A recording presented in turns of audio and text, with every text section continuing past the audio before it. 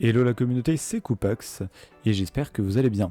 De mon côté, ça fait un moment que je n'ai pas sorti de vidéo pour la simple et bonne raison que je déménage et ensuite j'ai des vacances, donc forcément pas très facile de tourner ou de prendre le temps de faire du montage. La bonne nouvelle, c'est que dans mon nouveau chez moi, j'ai une table plus grande qu'avant et donc elle va être plus pratique pour faire des rapports de bataille. J'ai pas encore eu l'occasion de la tester, mais j'ai très hâte et j'espère que ça me permettra de filmer plus facilement et plus fréquemment des rapports de bataille parce que c'est un format qui est fun à faire et souvent assez apprécié. En tout cas, aujourd'hui je voulais faire cette vidéo assez rapide de news parce que je ne sais pas si vous l'avez vu, mais il y a eu une grosse update sur les orques, sur les maraudeurs orques. Donc on va aller dans les news, voilà, ça a eu lieu hier, les maraudeurs orques. Donc une news a priori anodine et qui dérape d'un coup sur une nouvelle armée et des gros changements chez les orques. Alors, on va passer en français. Je vous mettrai le lien bien sûr du billet de blog si vous voulez aller le lire par vous-même. Prenez un peu plus de temps. Et j'ai passé donc en français pour qu'on soit tous à la même page. Donc l'article commence par nous annoncer que donc il y a eu des mises à jour sur les modèles, comme je vous avais dit déjà dans Radio PR numéro 1. Tout le monde n'était pas satisfait de leur look, donc ils ont enlevé les moustaches et ils ont agrandi la taille des dents des orques parce qu'ils n'étaient pas assez orques, ils faisaient un peu trop humanoïdes, trop proches des humains et donc il manquait d'originalité. Et donc voilà, ils ont changé toutes les sculptures pour en faire quelque chose d'un peu plus unique. Pour les coupes de cheveux par exemple, la plupart d'entre eux ont les cheveux à moitié rasés, des petites coupes de punk, c'est drôle.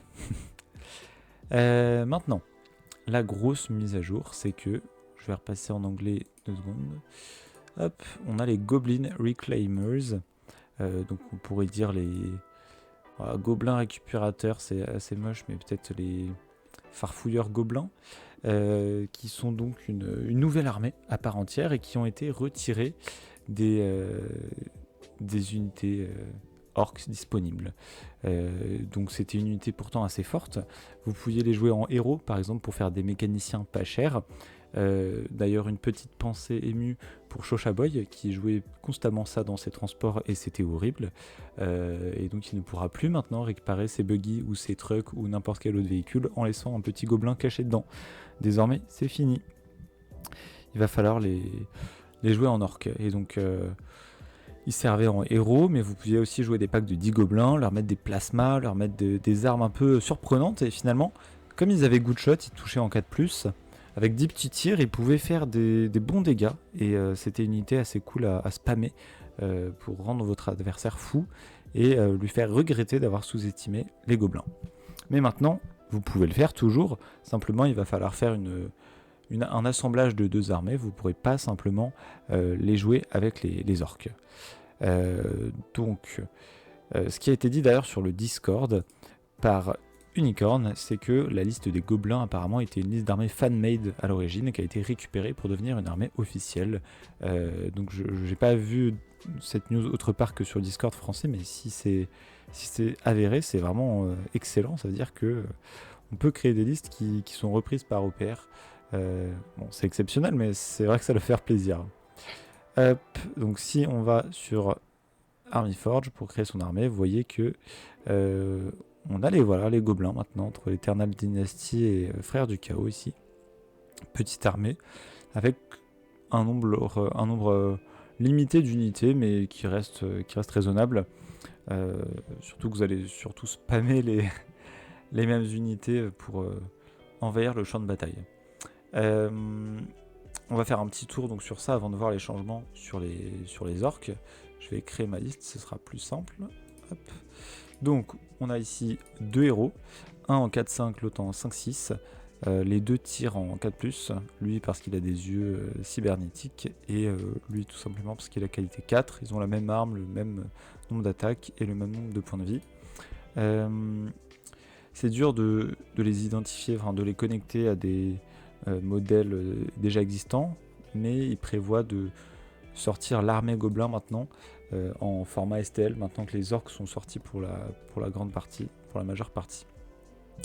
On voit qu'il y a beaucoup d'options d'armement, donc plutôt une bonne chose. On peut même les mettre sur jetpack, dans un tank ou dans un walker. Donc si vous voulez faire des armées thématiques par exemple complètement encarapaçonnées dans des armures, bah c'est faisable. Ensuite, le deuxième champion un peu plus faible, bah, il a quasiment les mêmes options. J'ai juste l'impression que c'est peut-être les armes qui diffèrent. Mais on s'y retrouve, là vous pouvez encore une fois le mettre où vous voulez dans vos unités. Première unité, un groupe de 10, vraiment de la chair à canon, qui tire quand même à 18 pouces, alors qu'avant c'était des pistolets à 12, donc ils deviennent un peu plus chers et un peu plus puissants. En revanche, ils n'ont pas good shot, donc ils touchent en 5 au lieu de toucher en 4 comme avant. Ils peuvent avoir medical training, donc imaginez des packs de 20, pour pas cher, ils pourront facilement avoir de la régénération, et ça, quel enfer. Il faut absolument avoir des snipers pour affronter ce type d'armée, sinon bah, vous allez avoir du mal à faire tomber le pack de 20, ça va être un peu comme affronter du Nurgle. On voit qu'on peut changer deux pistolets avec des pistolets qui ont rending, Bubble Rifle avec AP4, un lance-flamme, et Smasher Rifle, donc une sorte de mini lance-roquette bricolé. Donc ça correspond aux petits pistolets à roquettes. Et vous pouvez leur donner Good Shot avec Cyber Eyes, ils toucheront tous en 4+. Donc j'imagine que ça coûte plus 40 sur un pack de 20. Si je fais un petit pack de 20, hop, et que je mets Medical Training et ça, on a pour 250 points. 20 tirs en 4+, à 18. Bon, c'est pas redoutable, mais avec peut-être les bonus de certains chefs. Bah voilà, AP1 au tir, donc vous pouvez avoir 20 tirs AP1 en 4+, ça peut faire très mal à beaucoup d'armées. Ensuite, Storm Mob. Donc on a shooter mode Storm Mob. Eux, ils ont les pistolets. Donc ça, c'est peut-être plus proche de l'unité qui existait avant, mais ils sont plus chers. Parce que voilà, ils ont plus de corps à corps. Donc c'est une unité un peu plus axée combat au corps à corps. En gros, au lieu d'avoir des fusils, eux, ils ont un couteau et un pistolet. Si on les compare à des modèles qui existent déjà chez Games Workshop par exemple. Ici pareil, on a pas mal d'options, du corps à corps notamment, alors qu'ici pas de corps à corps du tout. Et surtout des jetpacks, donc vous pouvez avoir une unité de gobelins en corps à corps. En jetpack, ça peut être très drôle à voir, des groupes de 20 qui vous tombent dessus comme ça, ça peut être assez terrifiant. Mais bon, ils ont que 2, ils peuvent remplacer que 2 armes. En tout 4 si vous faites un pack de 20. Mais les dual killer claw là, ça c'est moche. Ensuite, des commandos. Pareil, plein d'options. Ils peuvent avoir stealth, vous pouvez en faire des snipers. Ils coûtent pas trop cher, ils sont quand même 5 scouts, donc parfait pour les choper des objectifs rapidement. Une unité assez marrante. Boss mob, alors ça, ils ont défense 5, bon ça reste des gobelins un peu fragiles. Hein. Ils ont défense 5 au lieu de 6, 1 PV. Ouais, ils ressemblent plus à des orques en fait au niveau des statistiques. Et bon, ils ont toujours les mêmes options. Hein. Je vois que c'est les killers pour le corps à corps et les mêmes armes, là, les mêmes mots-clés, Bubble, Smasher, Flamer. Ensuite, les looters. Alors, toujours 3 PV, ça c'est les sortes de pirates, donc voilà, avec des grosses armes qui font peur et qui tirent en 4+, Relentless. Donc ça, vous les postez sur le bord de votre ligne de déploiement et ensuite vous mitraillez tout ce qui passe avec des heavy machine guns. Donc imaginez ça, 9 attaques à 32 portées, AP1. Avec Relentless, ça peut vite devenir relou. Et pareil pour le Heavy Smasher Rifle, des lance-roquettes pour tenir des positions, empêcher des Space Marines ou autres véhicules de s'approcher, ça peut faire bobo. Killer Tanks, alors ça on les connaît, les tanks étaient déjà dans la liste Orc, et je crois que c'était une unité Forge World, mais je ne suis pas certain de moi. Mais bon, ça c'est le genre d'unité qui est assez pratique à... En tout cas c'est assez accessible en kit bash, donc si vous voulez vous amuser, voilà, vous avez 4 options, en tout 5 avec l'option de base, et qui tire en 4, défense 3, fast. Pas mal. Ils sont par 3 en plus, donc plutôt bien. Des Deathwalkers, alors ça c'est leur boîte qui tue. Toujours les mêmes options d'armement, vous commencez avec des lance-roquettes qui touchent en 4, défense 3 seulement, et leur seule défense 2 en fait c'est ce tank. Ils ont aussi de l'artillerie qui se joue par 3, donc vous avez 3 tirs, reste 3 indirect en 4+, AP1 quand même, donc pareil sur pas mal d'armées un peu moyennes, au niveau des stats ça peut faire un bel effet, et ça coûte 200 quand même, alors c'est plutôt cher. Mais ici, là, vous avez des options assez vicieuses. Pour toucher en 4+, c'est quand même honnête, hein. 15 points de plus seulement pour avoir de AP4 Blast 3. Ouh, ça c'est moche. Attendez, j'ai envie de regarder. Ah non, c'est 15 par canon. Donc voilà, si vous payez 260, vous avez quand même 30 à 1 AP4 Blast 3. Ouh, une unité qui fait très peur, hein. Ça contre du Space Marine ou n'importe quoi d'autre qui a des custodes qui ont de la bonne défense et qui se jouent par 3, 5 au maximum 10. Ça c'est terrifiant. Et il y a du Deadly aussi à 24, hein, un P4, oh là là, vraiment pas mal cette unité. Et enfin le méga tank, 9 points de vie, bon ça reste pas très méga pour un tank, surtout par rapport aux 30 points de vie de l'énorme tank des forces de défense humaine qui est sorti le mois dernier.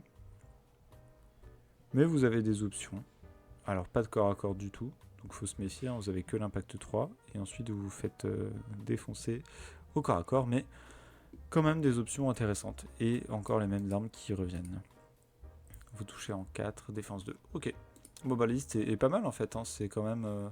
ça fait plus de diversité sur les gobelins. Donc si vous aimez vraiment les gobelins et que le livre de la communauté ne vous parlait pas trop, maintenant c'est officiel. Donc vous aurez les figurines qui vont suivre. On revient ici. Donc je trouve qu'elle est assez bien cette nouvelle liste. C'est, je pense, une bonne chose de faire des sous-armées au sein d'une même armée. Surtout que c'est pas compliqué de réassembler les orques avec les gobelins si on le veut. Mais ça donne plus d'options pour les joueurs qui adorent l'aspect petit, vicieux, mais très nombreux. Et en revanche, sur les orques, des changements.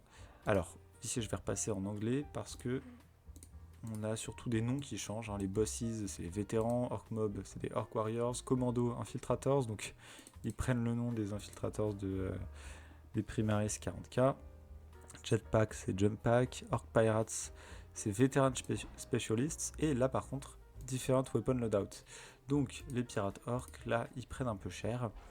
Ils avaient des armes vraiment redoutables, des canons laser à 36 avec du Deadly.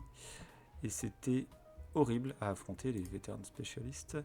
Et ils l'ont plus. Voilà, maintenant c'est 30, 1 AP4 Blast 3. Bon, c'est pas horrible non plus. Mais le Deadly, c'est à 18 pouces max maintenant. Et toujours Badshot. Bon, Badshot mais shooty quand même. Ils font moins peur. Ils sont toujours embêtants, mais beaucoup moins horribles qu'avant. Et pour tous ceux qui détestaient les orques à distance, eh ben, c'est une bonne raison d'être un peu rassuré. Ensuite, il y a des Berserkers maintenant. Les Beast Riders sont des Berserkers. Les Minicoptères, changement de nom. Les Buggies, changement de nom. Combat de cartes, changement de nom. Looted Tanks, pareil.